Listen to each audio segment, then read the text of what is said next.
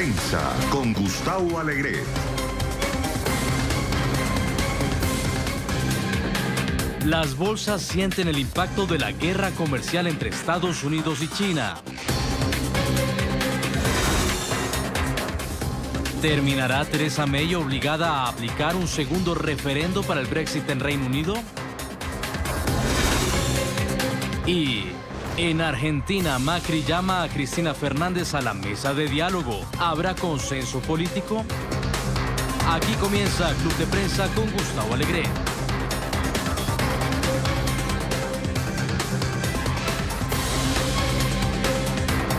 Estas y otras cuestiones de la actualidad en este Club de Prensa de hoy, que vamos a compartir con quienes están ya en nuestro estudio, con el profesor Eric Langer, profesor de la Universidad de Georgetown, profesor de Historia. Profesor Langer, buenos días. Buenos días. Gracias por estar con nosotros, bienvenido. Con Paulina Chávez. Paulina es analista política, es mexicana. Paulina, ¿cómo estás? Muy bien, encantada de estar aquí, buenos días. Gracias por estar con nosotros, bienvenida. Y con Michael Camilleri, que es director del programa Peter Bell Rule, de Rule of Law, del diálogo interamericano. Michael, buenos días. Muy buenos días. Gracias por acompañarnos.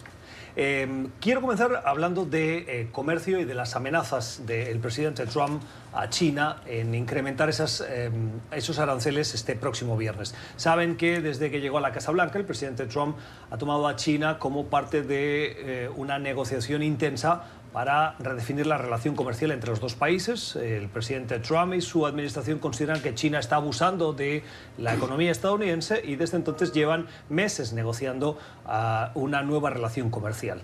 Los avances en esa relación comercial han sido muy lentos a juicio del presidente y este pasado fin de semana dijo que este próximo viernes, si no había acuerdos, incrementaría los aranceles del 10 al 25%. Estaba previsto que el jueves hubiese una reunión entre la delegación china y la delegación estadounidense en Washington. La primera reacción del gobierno chino fue la de suspender esa reunión. En las últimas horas, profesor, hemos visto que han dado marcha atrás y han dicho que sí, los chinos tienen sus tiempos y sus maneras de negociar, y a pesar de las amenazas creen que es conveniente participar en esa reunión. El Departamento de Comercio ha dicho que si las cosas no avanzan se van a incrementar esos aranceles. Una manera rara de forzar las negociaciones cuando estás sentado a la mesa, imponer amenazas. Bueno, es un asunto muy complicado porque en primer lugar Estados Unidos dijo que los chinos que habían prometido algo ya se han retraído y esto es un problema, entonces ya creo que el presidente Trump se enojó por eso. En segundo lugar, el problema es que, bueno, lo que sí parece que va a pasar es que ya no va a haber 100 personas como antes, sino menos, y puede ser que el vicepresidente que iba a venir puede ser que no venga, sino alguien de menor rango. Entonces, vamos a ver cómo queda todo eso. Obviamente, eso ha tenido un efecto muy grande en las bolsas, pero las bolsas más afectadas fueron las de la China en vez de Estados Unidos. Entonces, yo creo que Estados Unidos cree que tiene todo para ganar en este momento y vamos a ver cómo anda eso. Paulina.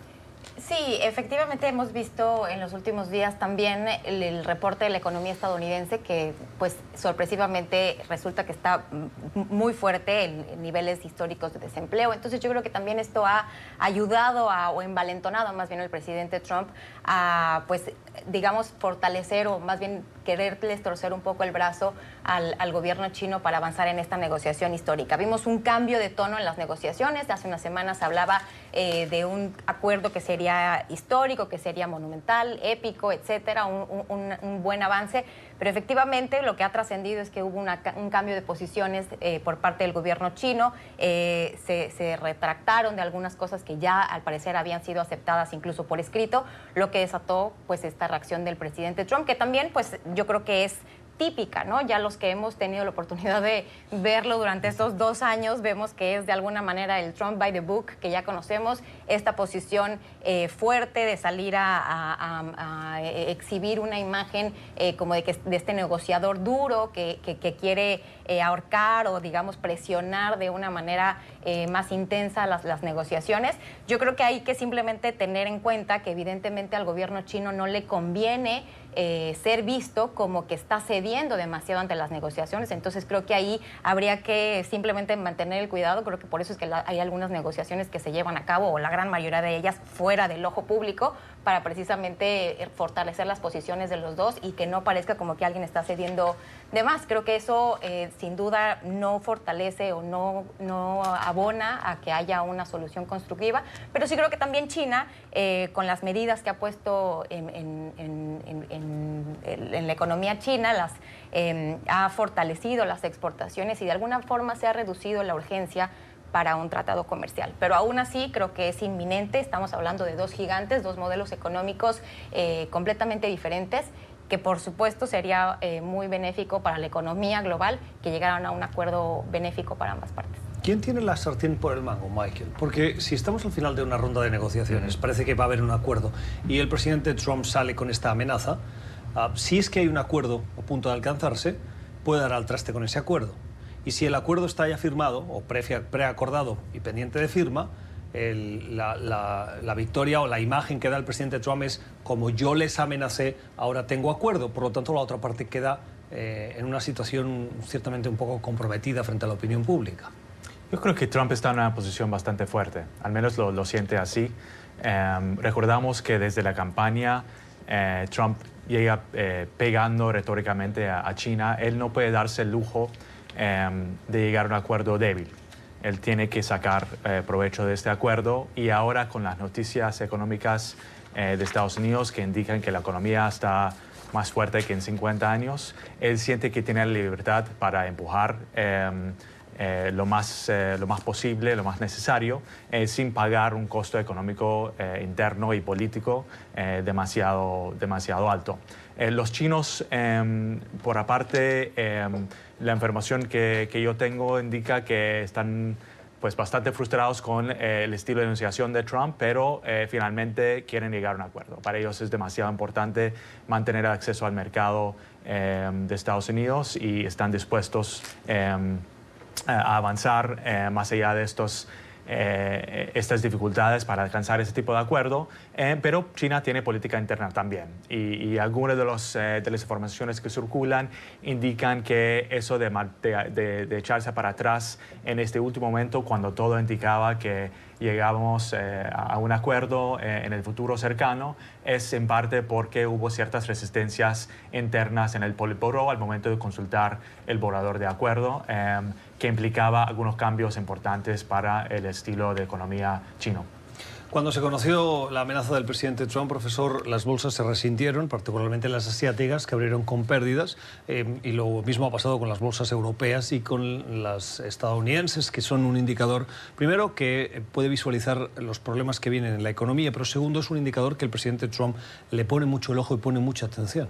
Sí, exactamente. Bueno, yo creo que a veces él pone la atención en las cosas equivocadas. Por ejemplo, dice desigualdad del comercio, que China vende mucho más que Estados Unidos a China. Entonces, eso en realidad no es lo más importante. Lo más importante, me parece más bien, es que, por ejemplo, las compañías chinas, si se fabrica algo allá, las compañías tienen que compartir todos los secretos comerciales allá. Una cosa así es mucho más importante a largo plazo, porque eso permite a China avanzar mucho más rápido a costo de lo que han hecho los demás muy rápido, y obviamente si lo hacen, y eso es una cosa que quieren cambiar.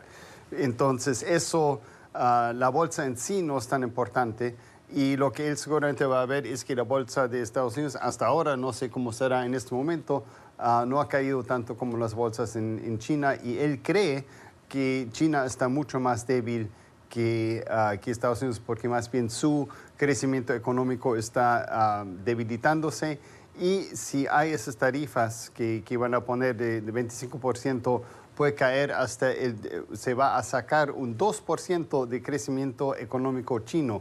porque Estados Unidos y China, las economías están completamente interdependientes ahora. Y entonces eso da a los dos, en realidad, bastante palanca para el otro. Ahora, el problema es si eso va a hacer daño a la relación en general, que tampoco realmente es bueno ni para una parte ni para la otra. Los aranceles hasta la fecha, los analistas no identifican grandes ventajas para la economía estadounidense más que generar la tensión y abrir y forzar esas negociaciones. Con un incremento de estos aranceles, hasta la fecha, los que ya hay sobre el acero y el aluminio han causado problemas, no tanto beneficios como prometía el presidente Trump, de volver a atraer inversiones, de crear puestos de trabajo, sino incrementar productos que antes podían ser de exportación y ahora son nacionales, pero que tienen un coste más elevado. Es decir, que el consumidor estadounidense acaba pagando más. Exacto, el consumidor está pagando más, pero están calculando que es un dolor que hay que aguantar para después conseguir mejores ventajas. No sé si el presidente Trump entiende eso muy bien, porque él cree que más bien los chinos están perdiendo, mientras que el consumidor está pagando, el consumidor norteamericano está pagando, pero quién sabe cómo va a terminar esto. Sí, yo creo que esa es la lógica que ha seguido el presidente Trump en las negociaciones comerciales, esta idea malentendida de que en primera instancia el déficit es lo que debe ser el parámetro y esta segunda, no entender que los aranceles pues finalmente se trasladan, al menos de manera inmediata, al consumidor final, no necesariamente alteran los equilibrios económicos en las relaciones comerciales entre dos países. Creo que es positivo que se hayan mantenido las negociaciones, que todavía el jueves se esté esperando, si bien no tenemos certeza ni definición sobre el número de integrantes de la delegación, ni el nivel.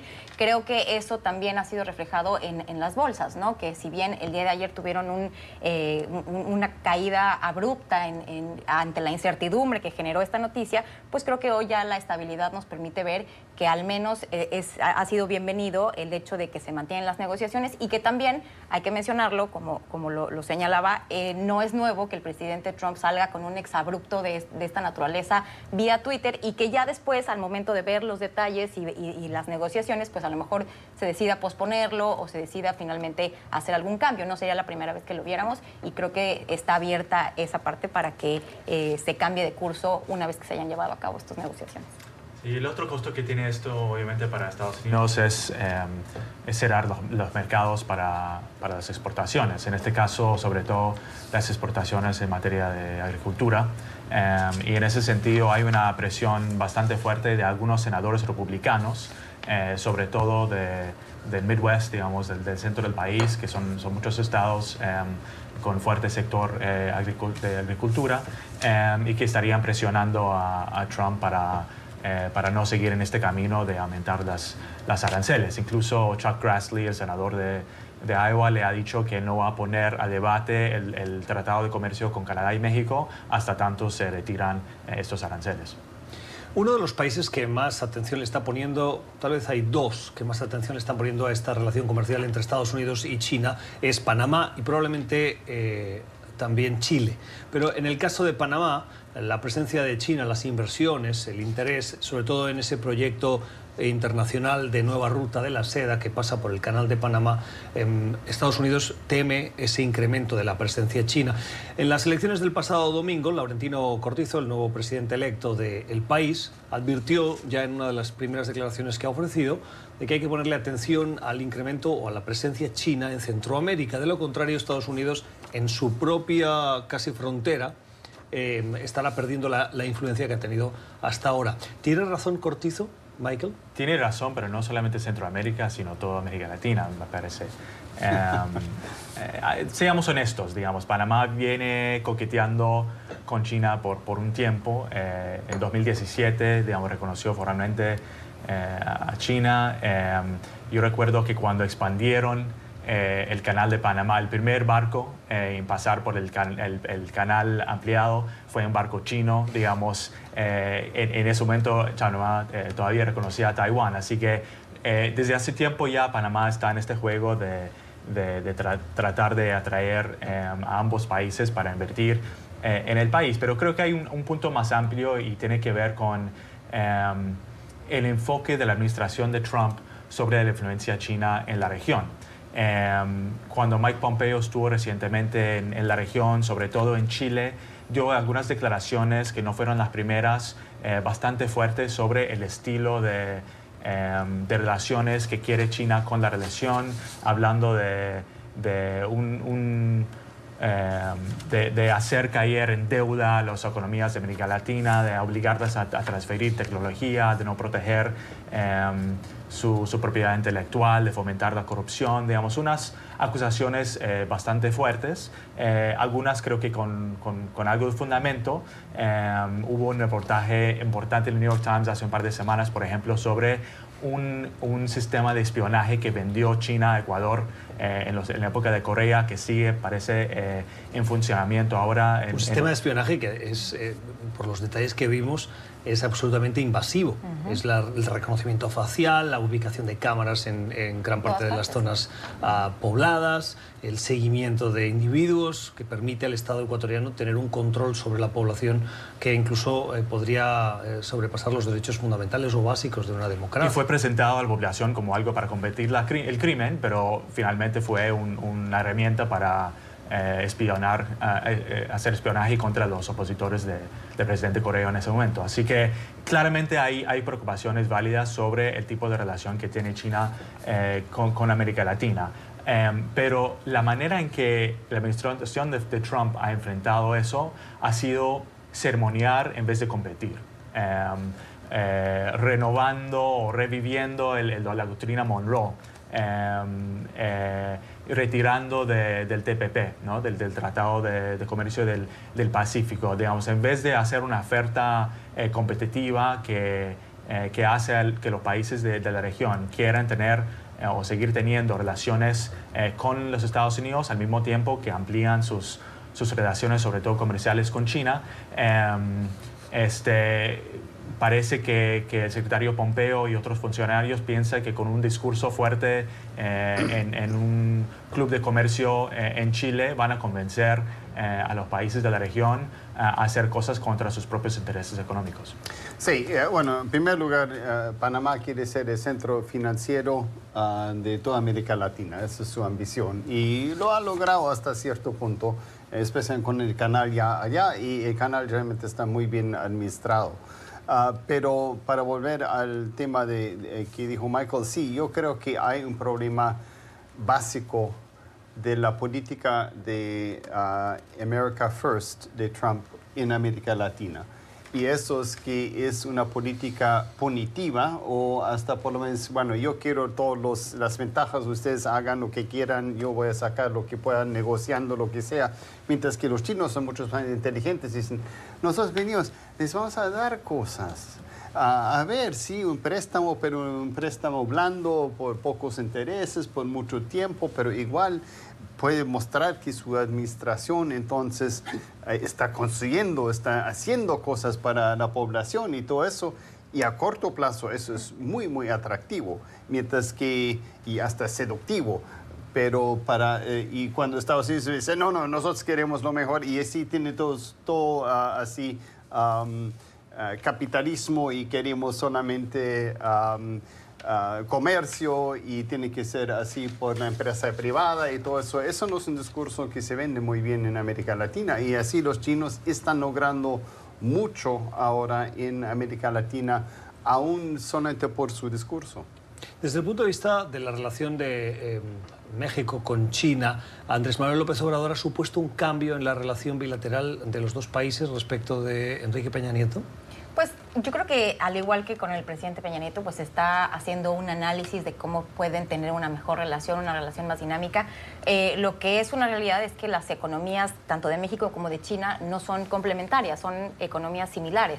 Entonces eso dificulta un poco que haya una relación como sí la tenemos con Estados Unidos. Yo creo que lo que hay que tener en cuenta siempre es que los vacíos se llenan y en este momento estamos viendo la combinación de una política de Estados Unidos más cercana al nacionalismo y al ostracismo Y por otra parte vemos a una China expansionista que está buscando incrementar su presencia internacional y su influencia en diferentes regiones del mundo, ¿no? En América, como bien lo mencionaba Michael, pues Estados Unidos es indiscutiblemente un jugador estratégico, ¿no? En toda la región, pero si continúa digamos, priorizando y viendo únicamente hacia el interior sin entender el valor de la presencia que puede tener o de los beneficios que le puede acarrear tener una presencia mucho más sólida en diferentes regiones y particularmente en América Latina, evidentemente en los diferentes países empezarán a mirar hacia otros territorios, ¿no? Concretamente también, por ejemplo, lo vemos con el tema de la migración. No va a cambiar el fenómeno migratorio hasta que no se atiendan las causas de fondo, y eso se hace con oportunidades, con desarrollo. Y si Estados Unidos, al contrario, retira el apoyo y más bien busca tener este tipo de medidas punitivas, pues lejos de ayudar a resolver el problema, pues se acrecenta. Vamos a una pausa, la primera en Club de Prensa de hoy, para volver hablando de Venezuela. El secretario Pompeo se ha referido durante su viaje a Finlandia, donde ha participado en el Consejo del Ártico, y en las últimas horas ha cancelado un viaje que tenía previsto continuar de Finlandia a Alemania. El motivo, cuestiones urgentes, dice el Departamento de Estado. Los analistas coinciden en que muy probablemente se trata de la situación con Irán, pero Irán, que también está preocupando al Departamento de Estado por su presencia en Venezuela. Hablamos de las declaraciones de Pompeo y particularmente de lo que ha dicho de Nicolás Maduro. Está en el gobierno, pero no puede gobernar. Ya volvemos. Club de Prensa hoy con los puntos de vista, el análisis del profesor Eric Langer, de Paulina Chávez y de Michael Camilleri. El día que el Departamento de Estado acoge la 49ª asamblea o reunión de Washington sobre las Américas que lidera el gobierno de Estados Unidos. Van a participar voces prominentes del Congreso, de las Américas y de la administración estadounidense. Se espera con atención la del vicepresidente Mike Pence, que, según adelanta la agencia de noticias Reuters, en función de lo que le ha contado un funcionario no identificado del Departamento de Estado, Pence podría ofrecer nuevos incentivos a quienes hoy forman parte del entorno de Maduro para forzar esas desafecciones y contribuir, después de el fallido alzamiento cívico-militar, así se le llama a lo que pasó el pasado martes en Venezuela, forzar, como decimos, la salida de Maduro. El día en el que también sabemos que Maduro está planificando, para trasladar una cierta normalidad, creemos, un viaje a San Petersburgo para participar en un foro económico buscando oportunidades para la economía venezolana. Paulina, nuevos incentivos que puede ofrecer la administración estadounidense a ese entorno de Nicolás Maduro para forzar esas desafecciones. Bueno, yo creo que lo que está claro en primera instancia es que la única salida es una salida negociada del gobierno o del régimen de Nicolás Maduro, y para eso se necesita la convergencia de los diferentes actores internacionales. En todo esto que hemos visto durante los últimos días, concretamente desde el alzamiento que bien mencionas la semana pasada, yo creo que uno de los grandes ausentes ha sido la comunidad internacional, que no termina de adoptar una posición contundente sobre si tiene o no, o si puede o no condenar el régimen de Nicolás Maduro, si es un gobierno legítimo o ilegítimo. Si bien reconocen a más de 50 países a Guaidó, creo que ese es el paso que todavía les está faltando dar para tomar una decisión mucho más contundente. La posibilidad de una intervención militar yo creo que todavía sigue estando fuera de la mesa, aunque si bien yo creo que efectivamente cada vez son menos las opciones que se están manejando, y en ese sentido ha trascendido algunas negociaciones aquí en el Pentágono, en diferentes niveles de la administración Trump, para valorar la posibilidad de una intervención militar. Yo creo que es urgente, lo que independientemente de todas estas discusiones que se llevan a cabo, lo que es inaplazable es que Venezuela necesita ayuda, necesita que se atienda la crisis humanitaria tan profunda como producto de este régimen absolutamente criminal y opresivo, y eso es lo que creo que tiene que estar en el frente y en el centro de todas las discusiones que se lleven a cabo en este sentido, ¿no? Es muy bueno que, aprovechando este foro internacional que congregará, como bien mencionas, a diferentes voces del mundo, pues se ponga de manifiesto esto, ¿no? Que la comunidad internacional, independientemente de las diferentes posiciones, no ha estado presente y no ha aportado lo que se necesita para encontrar una solución viable al conflicto en Venezuela. Pues desafortunadamente las Fuerzas Armadas en Venezuela son el factor de poder más importante. Eso lo entendió claramente Juan Guaidó la semana pasada cuando trató lo que trató. Y seguramente, digamos, es lo que motiva este anuncio del vicepresidente Pence, que parece venir hoy, de adicionar incentivos para que los militares se separen de Nicolás Maduro. Yo estoy de acuerdo con Paulina en el sentido que, digamos, la comunidad internacional tiene que mantenerse unido. Hay una tendencia, o al menos algunos indicios, de una posible fragmentación en los más de 50 países que apoyan a Juan Guaidó y que están buscando una salida pacífica y democrática de esta crisis. Y eso, cualquier fragmentación o división ahí va a ser aprovechado por Maduro, va a ser aprovechado por los rusos para debilitar la presión sobre Maduro. Así que mantenerse unidos y mantener una estrategia fuerte y unida va a ser clave. A mí me parece y temo que en las últimas semanas hemos visto desde Washington una política más unilateral. La administración de Trump, de manera quizás un poco inusual, en el tema de Venezuela realmente había trabajado bastante bien con el Grupo de Lima, con sus aliados en la Unión Europea, tratando de mantenerse siempre dentro de un contexto de presión multilateral. Me parece que últimamente el énfasis ha sido en cruzar palabras con Maduro, cruzar palabras con Rusia, las sanciones contra Cuba que nada ayudan para avanzar a solucionar el tema de Venezuela, y obviamente seguir hablando libremente de una posible acción militar, cosa que es rechazada por la gran mayoría de países de esa coalición. Así que volverse a enfocar en mantener unida y fuerte esa coalición de países va a ser importante. Profesor. Bueno, hay tantas cosas que se podrían decir. A mí me parece que ahora el régimen de Maduro realmente es una mafia que está enquistada dentro de Venezuela, que ya nos gobierna. En ese sentido, Pompeo tiene razón. Es un Estado fallido. No funciona ni las cosas más básicas. El Estado no puede dar a su población y ni quiere hacerlo. No está ni intentando de hacerlo. Y eso realmente es malo. Lo que quiere decir que yo creo que alguna violencia, no van a salir sin alguna violencia, y lamento eso. Hasta aquí en la Embajada de Venezuela, aquí en Washington, también es interesante que el régimen ha dado a Code Pink la embajada, y ahora está cercado por los venezolanos afuera que quieren sacar a los extranjeros que están dentro de la embajada. Entonces vamos a ver cómo va eso también, que es una cosa, un drama que está pasando justamente aquí en Georgetown, muy cerca de donde yo trabajo. Y es una cosa muy grave porque dicen que los venezolanos son violentos contra los gringos que están allá, pero mentira, no es así. Yo he estado allá y conozco muy bien. O sea, la tensión, para que todo el mundo nos entienda, la tensión entre los dos grupos, sí, que mayoritariamente son ciudadanos estadounidenses que apoyan al gobierno de Maduro. Exacto, y que rechazan una intervención militar por sí, parte de Estados Unidos. Sí. Estos son los que el gobierno de Maduro les ha abierto la puerta a la sede diplomática, que está vacía porque no hay embajadores. Sí, bueno, estaban ya, cuando se fueron ya estaban adentro, sí, ya unas semanas antes. Pero entonces lo que ha pasado es que venezolanos de Washington, contrarios a Maduro, han ido a acercar la embajada para evitar que cuando salgan ya no puedan volver a entrar.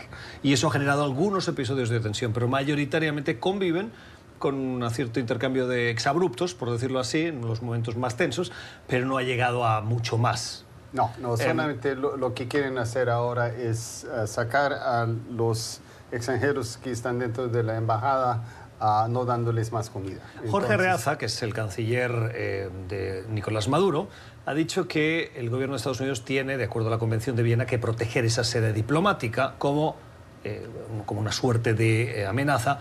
Dice el gobierno de Maduro está protegiendo los bienes diplomáticos de Estados Unidos en Caracas. Claro, no es tan fácil entrar en esa sede diplomática y sacarlos, eso sí es fácil, pero las consecuencias que eso tendría para Estados Unidos sería la de perder un edificio monumental, grande, ubicado en una zona importante de Caracas, que podría ser tomada en represalia por parte del régimen de Maduro. Exacto, toda una fortaleza encima de una colina. Conozco bien esa embajada también lastimosamente he ido con varios parientes de mi esposa allá, entonces conozco. Pero sí, eso es, yo creo, por qué no han hecho mayores cosas, porque que Estados Unidos entre a la fuerza a la embajada de Venezuela sería algo bien grave en términos de derecho internacional, y lo que perdería Estados Unidos en Caracas es mucho mayor de lo que podrían ganar aquí con Washington. Entonces están haciendo eso por la vía pacífica, que hasta que ya no pueden aguantar, que se vaya esa gente. Pero sí, la embajada está rodeada de venezolanos ahora, que no deja entrar. Sí, el otro día la más imagen gente. era la de unas cuerdas desde una ventana subiendo bolsas de comida, Sí, porque por la puerta eso fue no la podía. última vez, creo, y ya desde el jueves o viernes ya no tiene más Ya no comida, tienen. pero vamos a ver qué pasa. El embajador Es muy Vecchio, importante. el representante de Juan Guaidó en Washington, ha pedido al gobierno estadounidense que por favor actúe. Otra cosa es que las consecuencias que tendría esa actuación, Exacto. el gobierno estadounidense las esté valorando. Paulina. Sí, yo creo que es parte de lo que se está discutiendo en estos momentos, sobre todo después de lo que vimos el martes pasado. Sin duda, uno de los muchos factores que se están analizando para ver cómo puede ser se puede encontrar una mejor salida. Pero yo coincido con lo que dice el profesor Langer. Creo que lo que es indiscutible es que efectivamente el gobierno de Venezuela o el actual régimen encabezado por Nicolás Maduro no ha sido capaz de darle a sus ciudadanos ni siquiera lo más básico.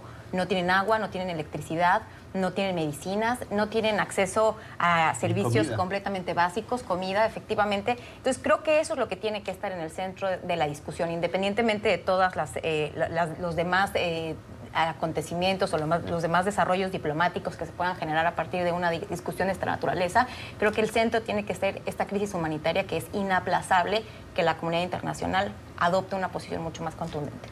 Pues quizás se debería apagar el agua de la embajada para que las personas que simpatizan con el régimen de Maduro puedan experimentar las condiciones humanitarias que se viven hoy en Venezuela.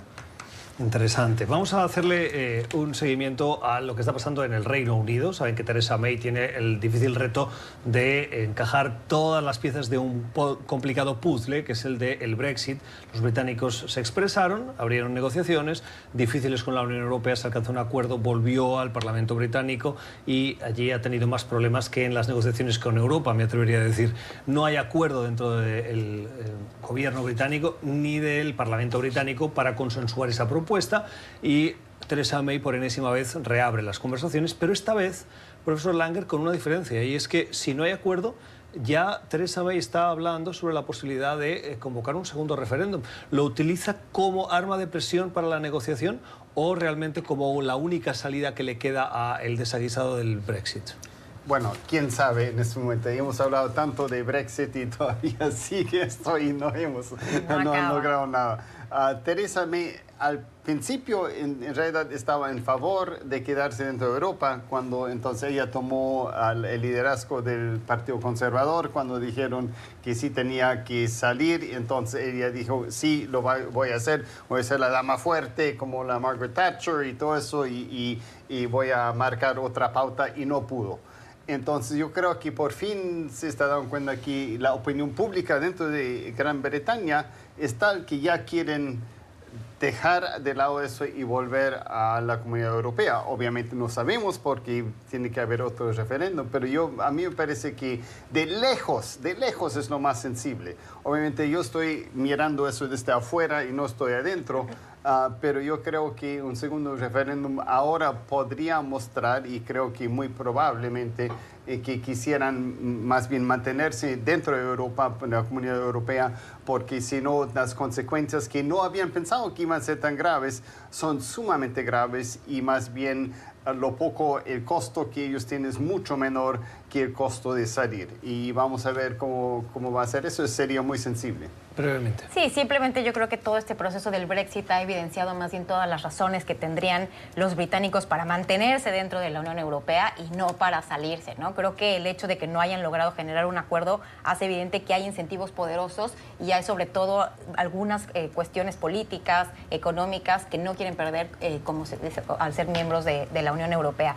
Yo creo que un segundo referéndum efectivamente sería una de las salidas un poco más viables, si no es que una convocatoria a elecciones generales para de las que emane un nuevo parlamento, pero creo que un nuevo referéndum, si bien se puede argumentar que sería divisivo, polarizante, que nuevamente no hay certeza de si ganaría o quién lograría movilizar más a su causa, que ya más bien es un asunto de identidad política, yo creo que sí efectivamente sería la única salida que podría romper este impasse en el que estamos, en el que parece que no saldremos nunca.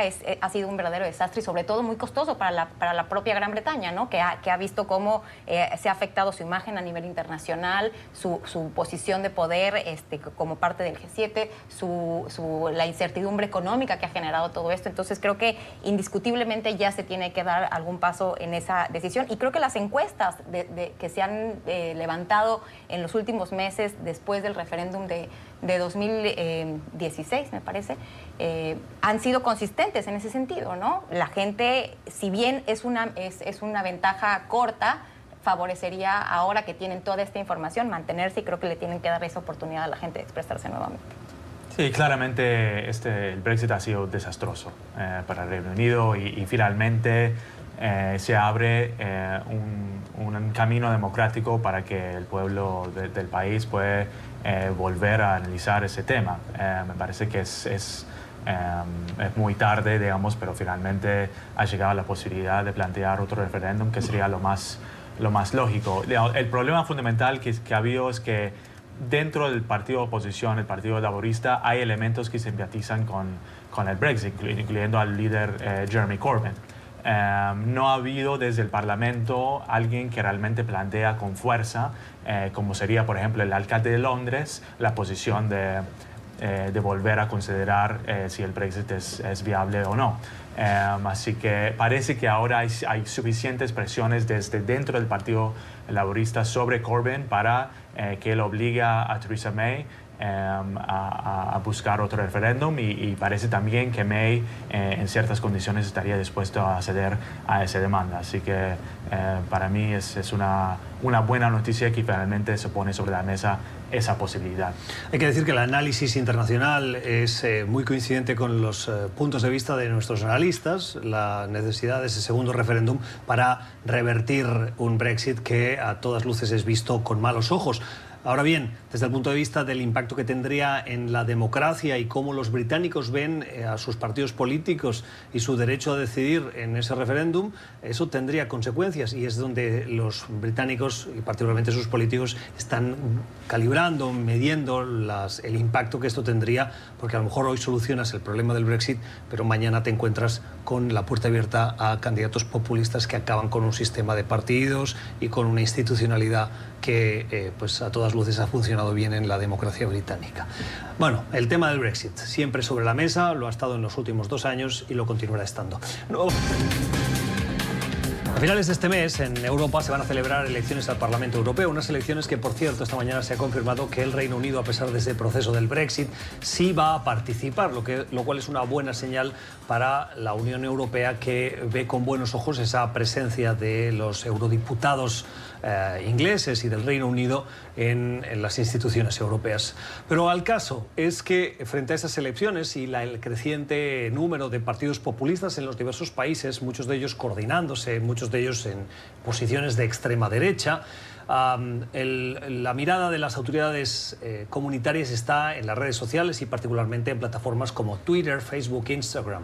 En las últimas horas hemos conocido que Facebook ha limpiado, por decirlo de alguna manera, cerrado, por decirlo de una manera más ortodoxa, un sinnúmero de cuentas que parece que tenían una cierta influencia o voluntad de influir en esas elecciones con mensajes que rozaban las noticias falsas. Un comportamiento que hemos visto ya en otros ciclos electorales, tal vez el más llamativo, el último, profesor, en las presidenciales estadounidenses, en las que se acusó a Facebook y a estas redes sociales de no haber actuado con diligencia durante el proceso electoral. Luego han tomado medidas y ahora, frente a esos procesos electorales, están mucho más sensibles a actuar frente, a pesar de las críticas que podrían recibir, de censurar, quieren priorizar la calidad de la democracia y evitar que sean plataformas que sirvan de interferencia en esos procesos electorales. Bueno, el problema con Facebook es que el modelo mismo hace muy difícil cerrar hace muy fácil abrir las cuentas más bien. Entonces, cerrarlas, ese problema, porque hay que buscar, hay que ver, todo eso. Pero abrir casi cuesta nada y es muy fácil de hacerlo. Entonces, pueden haber miles de cuentas y hasta que Facebook vea que son robots o lo que sea, o bots, como dicen, entonces ya toma mucho tiempo. Entonces, no hay ningún costo de no hacerlo. Entonces, por ejemplo, ahora es noticia que han cerrado en total 62 cuentas, que no es nada en realidad. Y eso va tanto contra... No es nada, profesor, pero es un indicador de que sí hay una voluntad de agentes externos, no identificados tal vez, o vinculados a presuntamente diversos gobiernos que ya han tenido comportamientos similares en otros procesos, y existen. 60 cuentas, no es tan fácil organizarlas. Bueno, yo creo que sí, es bastante fácil, porque abrir cuenta es facilísimo. Nosotros podríamos hacerlo en la próxima pausa, en 10 segundos, ya está abierta la cuenta. Claro, pero yo siempre digo lo mismo, abrir una cuenta es fácil, sí. Mantener la cuenta, hacerla crecer en seguidores, dotarla de contenido creíble, falso, con voluntad estratégica de alterar comportamientos y crear divisiones sociales. Eso requiere de una estrategia planificada, de un equipo constante de gente. Exacto. Y es ahí donde está la dificultad. Abrirla es muy fácil. No, pero por eso ya esa cosa está mecanizada. Quiere decir que abren la cuenta y tienen hasta posibilidad de poner, si abren 1000 cuentas, entonces pueden poner en 1000 cuentas la misma información y puede ser que solamente una cuenta, por ejemplo, tenga repetidores, seguidores, entonces... pero las otras cuentas siguen a las otras, entonces parecen mucho más grandes de lo que son, etcétera, etcétera. Es súper interesante ese juego entre los malos y los buenos y me parece que los malos siguen ganando todavía.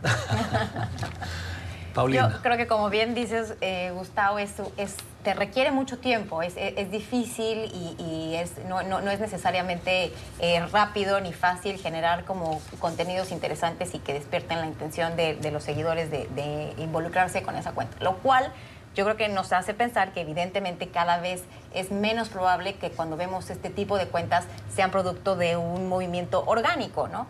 Ya vemos cada vez más que hay una maquinaria detrás de estas cuentas, hay una intencionalidad muy clara y por supuesto que es un desafío enorme para Facebook y para todas las plataformas tecnológicas saber encontrar el equilibrio entre el respeto a la libertad de expresión y también salvaguardar pues, los derechos de las personas y no violentar, si bien no violentar el derecho a la libertad de expresión, tampoco fomentar los discursos de odio ni las publicaciones que generan efectos nocivos en las democracias, como lo hemos visto recientemente en el caso de la intervención en las elecciones, ¿no? Es un desafío que efectivamente es interesante de observar, pero sí creo que Facebook evidentemente está dando esta respuesta por todo este clamor originario que se originó después de las elecciones de 2016, en el cual se le exigía como esta plataforma poderosísima que tiene un gran alcance, pues que también tenga la responsabilidad de alguna forma moderar o hacerla de moderador de los contenidos, lo cual pues siempre genera suspicacias de cuál es la motivación y cuál es el discurso que vale la pena privilegiar y si no se está coartando la libertad o la privacidad de otras personas, ¿no? Es muy complejo. Bueno, creo que están claros quizás dos cosas. Primero, Rusia y probablemente otros van a seguir intentando a través de las redes y las plataformas sociales de intervenir en las elecciones extranjeras. Y eso va a ser un desafío permanente que vamos a tener que enfrentar entre todos los actores. Yo sí lo veo como señal positivo que Facebook ha tomado este tipo de medida. Creo que refleja un reconocimiento del papel que tiene como actor democrático. En las elecciones de 2016, el 21% de la población recibió información política en Facebook, comparado con el 2% del Washington Post, para tener una idea de la importancia que tienen estas plataformas como actores democráticos y el papel que van a tener que tener en combatir este tipo de desinformación organizada, sistematizada, obviamente intencionada, desde potencias extranjeras, así como personas internas, digamos, domésticos en los países. Es interesante el funcionamiento de este tipo de estrategias. Tengo que ir a la pausa, pero un analista de este tipo de interferencias en elecciones me contaba cómo lo que buscan las campañas es profundizar en los miedos que tienen las sociedades occidentales, de pérdida de trabajo, de pérdida de beneficios sociales, de llegada de inmigración y destacar la parte negativa que generan esos cambios que toda sociedad occidental está haciéndole frente.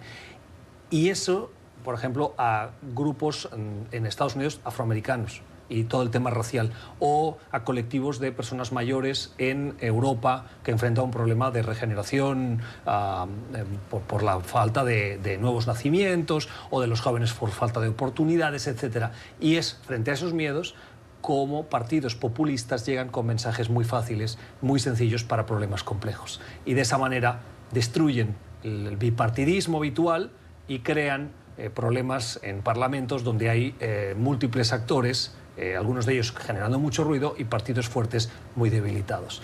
Lo digo porque cuando ustedes o yo mismo recibimos este tipo de mensajes, podemos preguntarnos, ¿esto puede ser parte de esas campañas de desinformación? Bueno. 2 minutos para conversar sobre la situación en Argentina. Mauricio Macri, frente a la inestabilidad de los mercados financieros por la situación económica en el país, llama o pretende hablar con su gran rival política, Cristina Fernández de Kirchner, con la opción o con la búsqueda de grandes consensos para el país que ayuden a calmar la situación de Argentina. ¿Es creíble cuando faltan pocos meses para las elecciones, profesor? Bueno, en primer lugar, creo que eso demuestra que Mauricio Macri tiene problemas políticos enormes, y lo que históricamente se ha comprobado es que sin el peronismo no se puede gobernar, y eso sí creo que se ha dado cuenta, pero muy tarde. El problema es que los dos se odian a muerte. Entonces yo creo que a Cristina Kirchner no le conviene, porque prefiere el caos, porque dice, bueno, él no puede, entonces yo sí he podido y voy a poder otra vez. Sí, para un gobierno que lleva 4 años tratando de polarizar con Cristina Kirchner es un poco extraño, una señal quizás de desesperación, que ahora convoca a la misma Cristina a esta mesa.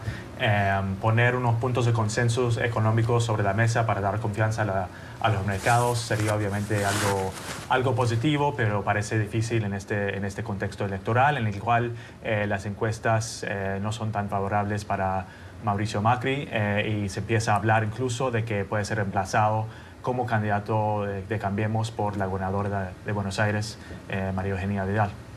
Y lo que pase en esas elecciones argentinas lo iremos siguiendo y contando. En estos momentos en los que un país intenta que sus dos grandes líderes se sienten en una mesa es donde se ven las figuras de Estado. Análisis en Club de Prensa con quienes nos han acompañado hoy, el profesor Eric Langer, con Paulina Chávez y con Michael Camilleri. Ustedes, gracias por acompañarnos, por la generosidad de su tiempo. Volvemos mañana, que tengan una feliz jornada.